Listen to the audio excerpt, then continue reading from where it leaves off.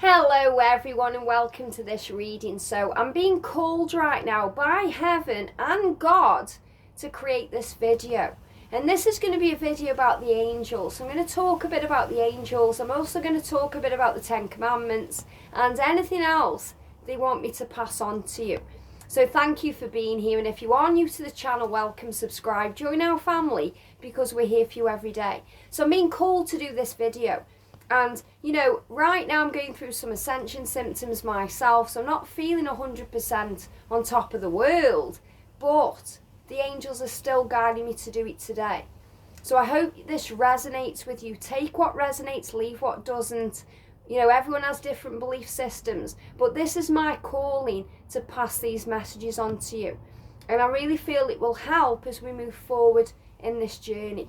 Especially with everything that's going on right now in the global pandemic and, there's crazy things going on in the world. And I asked for a sign if this was the reading I should do, because they're guiding me to bring the Ten Commandments into this. And, it's so powerful how the universe guides you and the angels speak to you and, God speaks to us. Because I was kind of looking through YouTube and something come up about the Ten Commandments, and then I was on Amazon and lo and behold there was something there about the Ten Commandments. So I know I need to talk about this. So first of all, we're going to talk about the angels. So what is the truth around the angels, and how does this kind of relate with religious beliefs, or what we can and can't do, and what God says we should or shouldn't do? What does this all mean? Because I'm an angel therapist. It's my kind of calling to connect with the angels. And Jesus tells me, because I have a very strong bond with Jesus, the angels are a bridge to him. Now, God created the angels. Okay, God created them the way God created you. So they are a creation of God. That means we don't worship angels. We give thanks to them for what they are doing for us on this journey, because they are messengers of God. So God created the angels to help humanity, to help us to feel strong. Now, God understands that sometimes we look at God in, this way, how can I talk to God? He's just mind-blowing. He hasn't got time for me. He's too huge and, powerful. And that's how some of us do see God. A lot of people have a very strong bond with God, where you talk directly with God, or you may have a strong bond with Jesus. But for some of us, we talk to angels because they are a bridge to heaven. So God created the angels to help us with our mundane things, the big things and the small things, so that we find peace. Because angels are kind of winged messengers of peace, the light beings. They don't have an ego. They are strong and powerful. They're not fluffy beings that fly around and sit in clouds. They are warriors. They can be scary. They've got swords and shields. They're powerful. If anyone's watched Supernatural, you'll kind of get an idea of the power of the angels. Regardless of what that show is. That's one of my favourite shows. But obviously, I've been working with angels for years and years and years. And you've got Archangel Michael, who is this kind of powerful being of light. The Thor of heaven. So angels are warriors of heaven. They're not fluffy beings. So don't think that they're just kind of, fluffing around. They are here to help you, to guide you, to give you power, to give you strength, to help you to find the warrior spirit within you.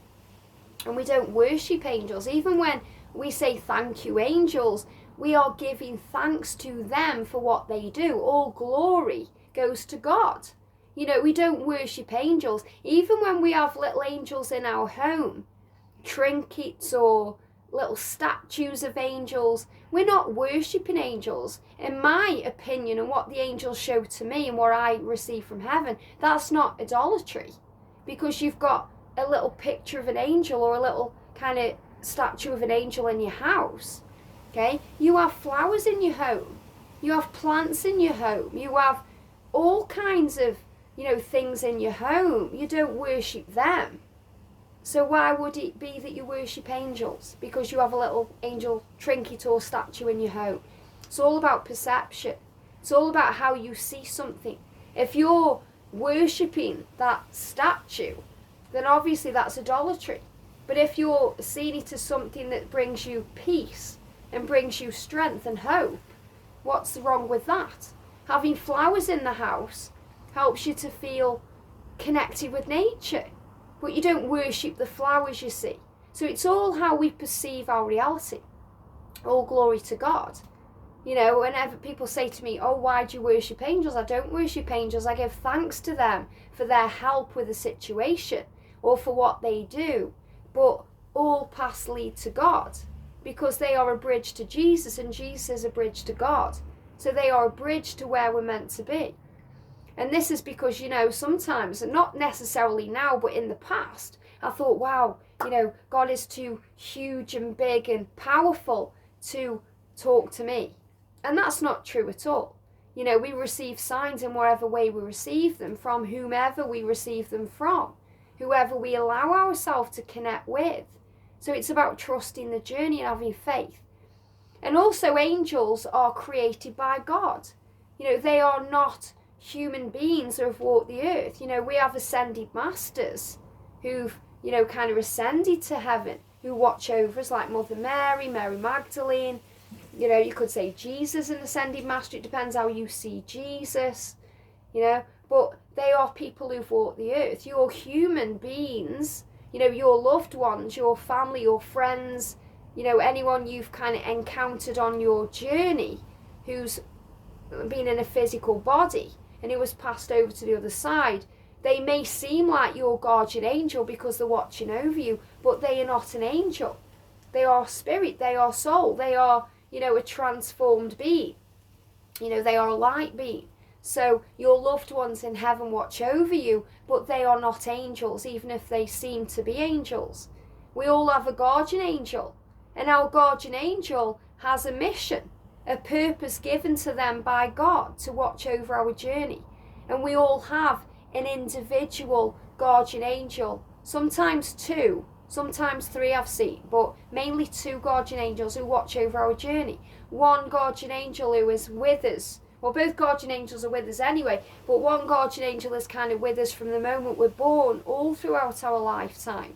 And the other guardian angel comes into our life when we wake up spiritually, when our journey is activated.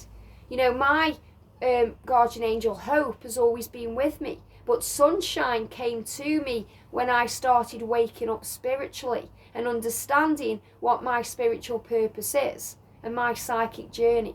So these are angels who are with you. Nobody else, their mission is to be with you and to watch over you and guide you and make sure you're okay. You have access to all the other angelic realm, all the other angels, you know, archangels to help you. But your guardian angel never leaves your side and you are protected. Now, when I was talking to the angels about this, you know, the truth about angels, because people say when you talk to angels, you're talking to demons, or you're talking to, you know, Lucifer or all these things. That's perception, okay? You know your truth. You are doing good. It's the person who's channeling the message that gives it good or bad energy, okay? So, for example, if you get a tarot card, okay, you look at a tarot card, how do you perceive it? What message is coming through? Is it of the dark or is it of the light? So, for example, if you look at the death card is a card of transformation. It's a card of new beginnings, eternity. It's a card of optimism because it's the ending of one life for a new one to begin. It's a beautiful card. It's like rebirth energy. It's like the caterpillar going into the chrysalis and being reborn as the butterfly. It's about awakening, evolvement, transformation and change. It's a powerful card. And that's the powerful way of looking at it. That's the light way of looking at it. If you look at it in the darkness, you could see it as death, the end. Never, you know, pain. And that's not what it is at all. So it's all about how we see the journey. And the angels say, you know, and when I'm connecting with heaven, the messages coming through is it makes people strong. You know, what builds people up and lifts people up is power and faith and truth. And you know your truth.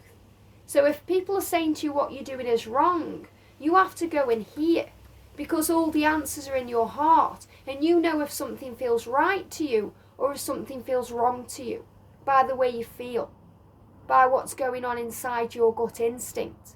That's why we've all been given that inner guidance system. Because if something feels right to you, it feels good. If something feels wrong to you, it feels bad. So you know, if you feel good, keep doing what you're doing. If it feels bad, change it. That's your inner guidance system, your gut instinct in your solar plexus. That feeling where you have dread or you have butterflies and excitement. You know your truth. So I was sitting with this for a little while, and what came through from heaven is the 10 Commandments. How do we look at the 10 Commandments? Because that's what matters. It's about your morals in your life. So I want to go through them because, as a twin flame, we can sometimes break the 10 Commandments. And then we worry if we're going to be punished in hell or all these things. So it's my kind of purpose to help you to understand from a spiritual point of view. So I've pulled up the 10 Commandments here, okay? So the first one is, thou shalt have no other gods before me. And this is about, and number 2 is, thou shalt not make unto thee any graven images. So that's about idolatry and worship. So we understand, all of us understand there is a creator. There is a creator that's bigger than us, that created us. That is in charge of everything. Whether you believe that's God, the higher power, whoever you believe in, you know that that entity is in charge. So you connect with that. And that's your truth, whoever that is.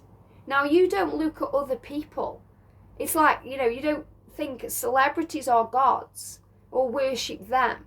There's a big kind of thing out there where people say they worship celebrities or they put the things on pedestals, and we should never do that because we are one with all things.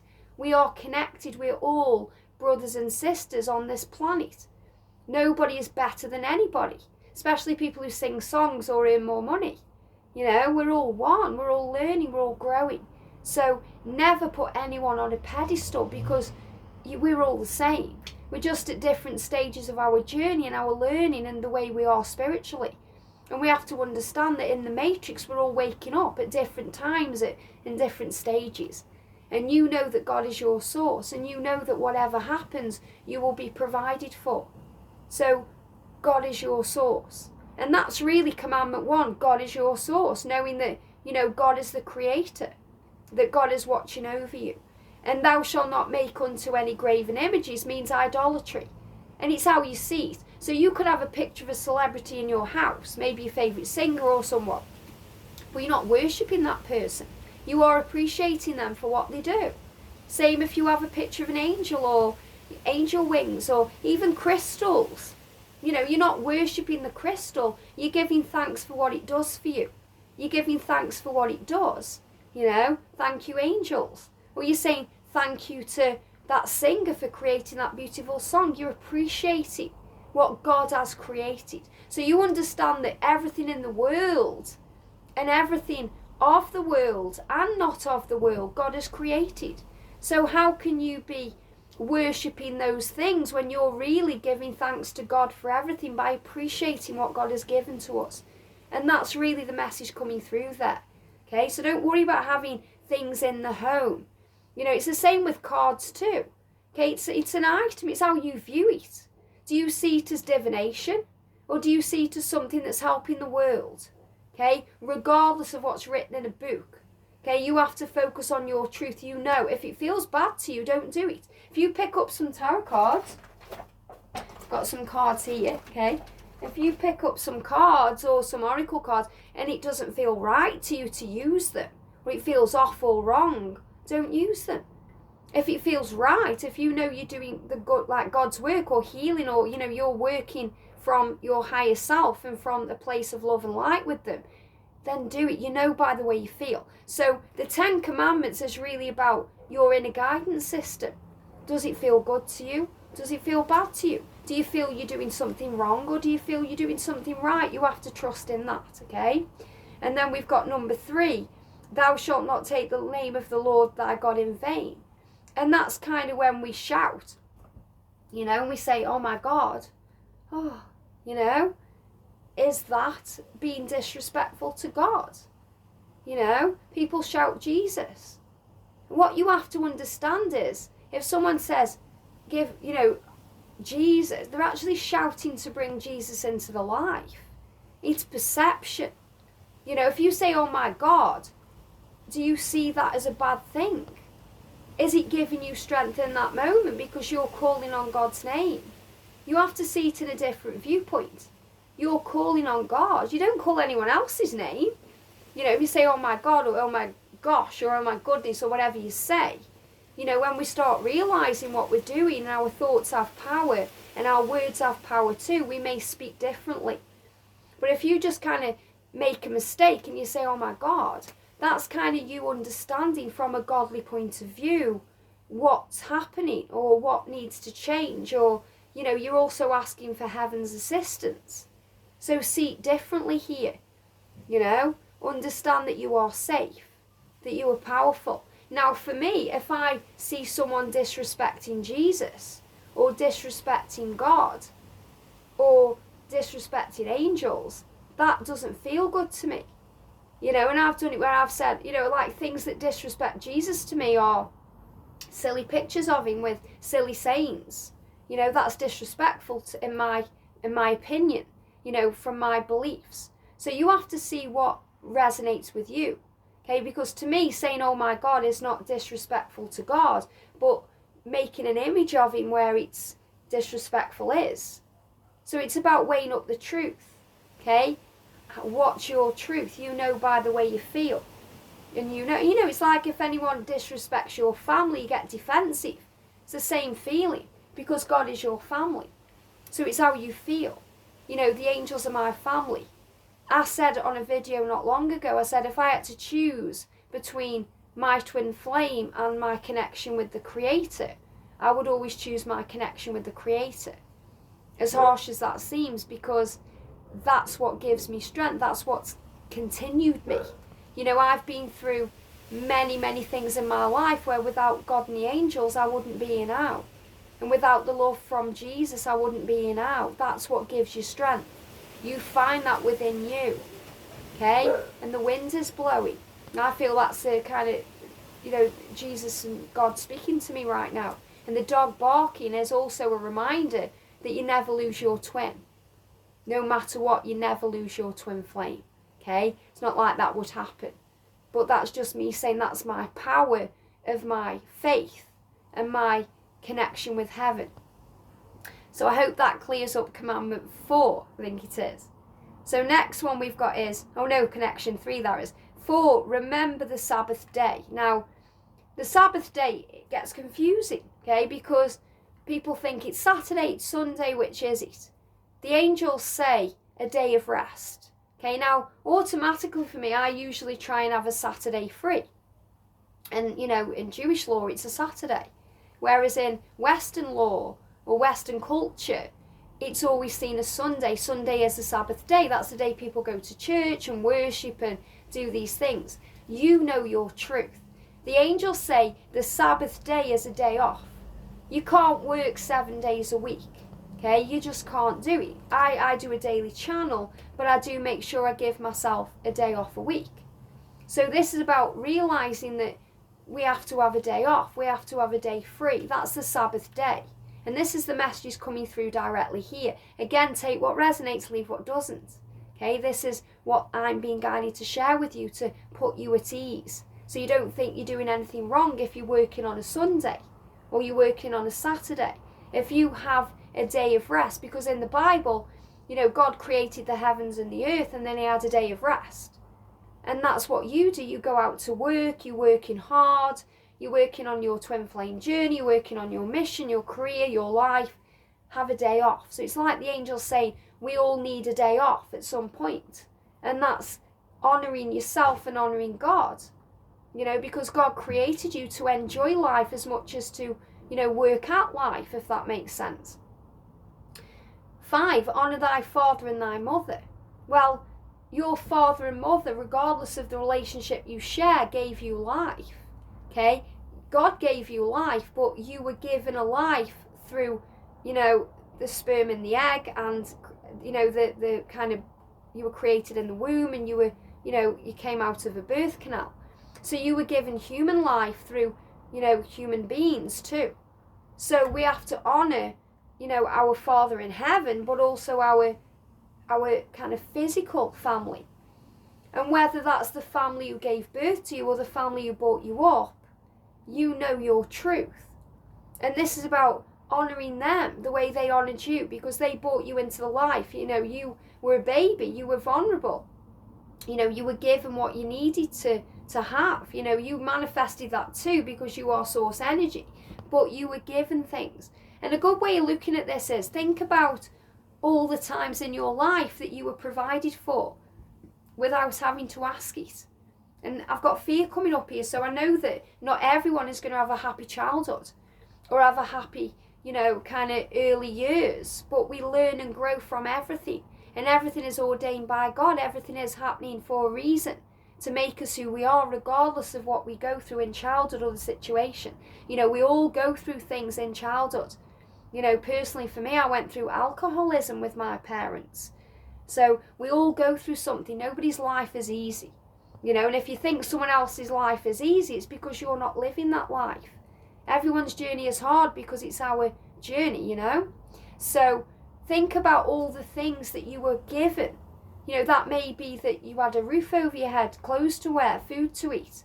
Maybe you went on vacations and holidays. You were given textbooks. You were given education. You were given what you needed. Whether that came from your biological parents or, the parents you kind of went into a foster care or whatever it was. You were given what you needed, so give thanks to that. So by honouring the people that we see as our parents or our family, then we give back to God, because we give back to them, looking after them. When my mum was ill, I was always made sure I was there, to take her to appointments, to get her what she needed, because she was then getting older. They always say, don't they, that the parents end up taking, the parents take care of the kids, but the kids take care of the parents. So this is about being God. It's about loving one another as I have loved you. Jesus said that. Loving, giving back. It's about honouring your parents for the life they've given to you. And it does say in the Bible that if you're good to your parents, you'll live a long life. Obviously take what resonates with you from that. But, you feel fulfilled when they pass over. You don't feel, any pain. Well, you do feel pain, but you don't feel there's unfinished business. Or, like my mum passed away in March. My dad passed away 20 years ago. 21 years ago now, in 2000. And I dealt with both deaths in the right way, because I knew that I'd done all I could do, and I know that's okay. So it's whether you feel right about it or wrong about it. Does it feel good to you or bad to you? And if you are struggling with that, any unfinished business, then you can heal it now. Writing a letter to them, healing it, because when that person passes, all the ego is gone and all that's left is love. We are forgiven for all things. So the angels are reminding you of that. So, if you're in a situation right now where you've perhaps fell out with your family, call on the angels to resolve things. Make a conscious effort to sort things out, because that honours the life you've been given. My mum and dad gave me life, and I'll always be grateful for that, even though the Creator really gave me my life, Hope this really resonates there. Number 6, thou shalt not kill. Well, most of us don't want to go around killing each other, because we're more focused on love than hate. We may think, I want to kill you, when somebody gets us angry, but we don't really mean it. We wouldn't really go out and do that act, So most of us know that, hurting someone isn't right. It doesn't feel good. It's about how you feel. Does it feel good to you? Does it feel bad to you? And this is really about innocent people.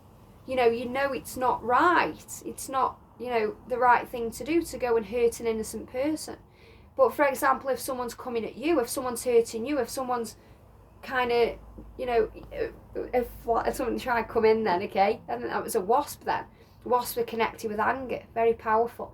If something is hurting you or angering you, like in a way where your life is at risk, for if you get kidnapped, or if someone is, trying to kill you, then obviously you automatically want to protect your own life. So you are defending yourself. then that's obviously a different thing, and that's something that you have to find peace with your connection with God and your inner self. You know, if you have no choice. But we all know that it's not the right thing to do, to kind of, something's trying to fly in there, to go and hurt someone. We know that because we are light beings, we are soul, we are spirit. So we know that it's not the right thing to do. And that's why it's a 10 commandment, thou shalt not kill, because we know it's not the right thing to do. It's not our job to take life. And the more spiritual we become, the more we realise any life, like killing a fly or, you know, a wasp or, you know, anything, because everything has a purpose, you know. So we've also got here, and you know, if anything like that has happened, you know, if anyone has kind of hurt anyone, then obviously it's all about forgiveness. We ask for forgiveness. That's what redemption is. We've got thou shalt not commit adultery. Now this is a big one, because as a twin flame, we fall in love with our twin flame. They may be in a relationship. Now, I've committed adultery. Okay, I've been involved with a married man. That's adultery. That's the 10 commandments I've broken. But I have dealt with it. Okay, because I have gone through, in my mind, a rebirth energy from that. Okay, things keep coming in. As I'm getting closer to that, like wasps keep coming in. Wasps are connected with anger. So these are things that can bring up angry feelings within us, and fears and stress. You know, thinking, oh, does God hate me now because I've done this? Am I still a child of God? Am I still loved, you know? So these are things we have to go through and understand. But, you know, if you're committing adultery with somebody, then it's the guilt it brings up. You know, the truth is, we shouldn't really go around pinching other people's partners, but we can't help who we fall in love with either. So we have to be true to our heart. And in spiritual truth, if adultery is being committed, it's both of you. You know, it's not just you, it's them too. And it's because they clearly aren't happy doing what they're doing. So it's a big sign that something needs to change. Okay? And we realise this on our journey. You know, if we are messing around with someone who's married, or if we're married ourselves and we're messing around with someone else, we understand it's not right, doesn't feel good, causes pain, causes guilt, causes shame. So all those feelings are a sign that something's wrong and something needs to change. So, you know, that thou shalt not commit adultery is about making the change. If the change is made, then it's all resolved because it comes out into the open. So this is really about bringing things out into the open and resolving those things. And then forgiving ourselves for what we've done and not doing it again. Because, you know, I would never do that again. Okay? I would wait now. Say, for example, if my twin flame, I went through that with a catalyst, my twin flame was with someone now, you know, I wouldn't have that experience again. I'd say, okay, I don't want anything to do with this until you're free, you know? But you can't fight your feelings. So you have to say, it's about judgment. How do you feel about it? Does it feel good to you? Does it feel bad to you? And at some point on your journey, it will feel bad to you or wrong, because you know that you are also worthy of more. So you learn and grow and you forgive. And I went through baptism through that experience, because I felt in a way dirty. Because, you know, I was not dirty, it was dirty myself. You know, I felt like I needed to heal myself, because I'd been, you know, kind of not worshipping me, but not being worthy. I felt worthless. You know, and you have to worship your own body and your own self, not in a worship way. We've just spoke about worship, but appreciation. Thank you. I wasn't appreciating myself. I wasn't loving myself. And on this journey, we learn self-love. We learn to love ourselves, appreciate ourselves, respect ourselves. And that's how we worship God. By respecting what God has given. You know, by respecting who we are, the body we've come into. Loving ourselves the way we are. And realising that, you know, we deserve that love back. We deserve to be honoured. So that's what adultery is, okay? That's what they want me to share there. So the next one is, thou shalt not steal. So steal, again, does it feel good to steal something? No. Does it feel bad? Yes, because, you know, it doesn't belong to you. So this is also about that right and wrong feeling. You know, even if we've stealed things in the past, you may think you haven't stealed a belonging, but you may have stealed someone's husband. You know, it's about how it feels. So we have to forgive. So the last commandment's account, it's all about forgiveness and healing. You know, forgiveness is a gift you give to yourself. You know, when we ask for forgiveness, it is given. Jesus said to me in a channel reading, if you can't forgive what another has bestowed upon you, how can you expect someone to forgive you? You know, Jesus said, I can forgive all the heinous crimes, then you can forgive what another's done to you. So we have to forgive others, we have to forgive ourselves. And we have to ask for forgiveness from heaven. And it is given. Okay? So whatever we've done in our past, and we've all got a dodgy, shady past, things we wish we hadn't done or we wish we could forget, when we ask for forgiveness, it's forgiven. It's healed. Thou shalt not bear false witness against thy neighbour. So this is also about, you know, kind of lying and, you know, doing evil things. Just being a nasty person. We learn to be kind and loving. And we learn that along the way to move away from the dark night of the soul or those 7 deadly sins, to focus on the fruit of the Spirit, which is love, kindness, compassion, patience, understanding, empathy, hope, tenderness, all these things. That's what matters. And it's the same with commandment 10. Thou shalt not covet the neighbour's house. So again, that means don't take from your neighbour. Now, your neighbour, you may see your neighbour as the person that lives next door or down the street, but your neighbour is everyone, because we are all one. So this is about how we treat others. Treat others as we would want to be treated. That's what Jesus said. Love others as I have loved you. So we have to learn to treat others the way we want to be treated. That's 9 and 10 of those commandments, because our neighbour is our colleague, our lover, our friend, our family, a stranger in the street, the homeless person, not our neighbour next door. It's everyone on the planet, because we are all brothers and sisters in this school of life. And the dog's barking symbol loyalty. So it's about loyalty. Being loyal to what God has given you. Being loyal to your body, your heart, your soul. Knowing who you are as a person. That's what matters. And that's how you know whether you're doing good or bad. That's how you can justify what you've done before. So it's about you understanding that God has given you these things called feelings and emotions for a reason. How do you feel? And that's always what I say in all of my readings. How do you feel? What you feel is real. Do you feel good right now? Do you feel bad right now? If you feel good, keep doing what you're doing. If you feel bad, change it. You have that power. You are the creator of your reality, the star of your own show.